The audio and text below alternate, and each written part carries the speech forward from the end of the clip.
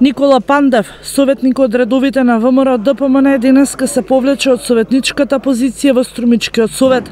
Тој својата писмена оставка ја доставил до советот на 19 јуни, а на денешната 54-та седница едногласно советниците ја прифатија неговата одлука.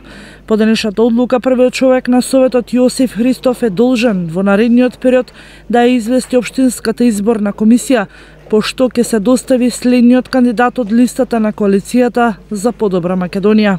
Весна Пешевска од Добрејци, вработена во управата за имотно-правни работи на подрачната единица на Министерството за финансии во Струмица, се очекува да биде замената за Пандев, која ќе биде дел од советот на општина Струмица се до следните локални избори, кои се најавени за октомври годинава.